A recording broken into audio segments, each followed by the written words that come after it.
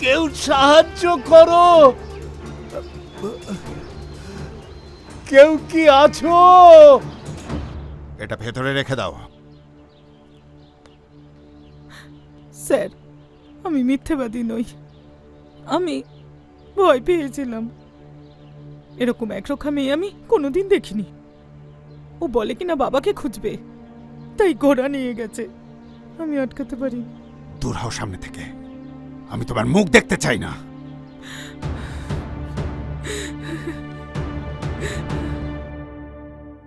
কে এই মেয়েটা? আরও হঠাৎ করে কোত্থেকে উড়ে এসে জুড়ে বসলো? ওই কাজের মহিলা কি ওর মা? হয় আর কি, সৎমা। সৎমা বলে সৎমা মেয়েটাকে একেবারে জ্বালাতন করে মারে। অনেক বছর আগে ওর বাবা ওকে বোর্ডিং স্কুলে পাঠিয়ে দেয়। তারপর থেকে তো অনেক বছর হয়ে গেল ওকে এখানে দেখতামই না।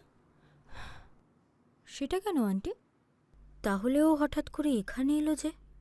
বোকা মেয়ে, গুলিজার বলল না ওর বাবা পাহাড়ে গেছে, আর তারপর থেকে ওর কোনো খোঁজই পাওয়া যাচ্ছে না। সেই জন্যই হয়তো এসেছে। ফাতিমা, এই ব্যাগটা গুলিজারকে দিয়ে দিও। আচ্ছা একটু দাঁড়াও তো দেখি। দিদি কি করছো? আরে দাঁড়াও না, দেখি কি আছে। এত বছর ধরে মেয়েটা বাইরে আছে। ও দেখো কি পেয়েছি। এরা কারা? ইয়োখান আর জেনাপের ছবি। বুঝলাম না আমি। ওরা একসাথে ছোট থেকে বড় হয়েছে, খুব ভালো বন্ধু ছিল, দুজনেই ঘোড়ার জন্য পাগল। আরে এসব বাচ্চা বয়সে ছেলে মানুষই। ছেলে মানুষ বলে তো ওকে ছেড়ে দেয়নি বলো। যাকে ওদের একে অপরকে ছাড়া চলতোই না। দিদি তুমি এসব কি করছো? অতীতের কাসুন্দি গেটে এখন আর কি হবে? আরে ওকে গল্পটা বলছি। রোজ রোজ কি ফার্ম থেকে ঘোড়া চুরি যায়? আরে এই মেয়েটা পশুর ডাক্তার হয়েছে। এই দেখো দেখো, ডিপ্লোমা সার্টিফিকেট। বাহ বাহ, খুব ভালো। যত বড় হচ্ছে মেয়েটা তত সুন্দর হচ্ছে, খুব সুন্দর। ওর মুখের গড়নটা কি সুন্দর হয়েছে দেখো, দেখো না। অনেক হয়েছে, এবার বন্ধ করো ঠাকুরমার ঝুলি। ছাড়ো তো এসব। ফাতিমা তুমি দাঁড়িয়ে দাঁড়িয়ে কি দেখছো? তোমাকে বললাম না ব্যাগটা নিয়ে যেতে।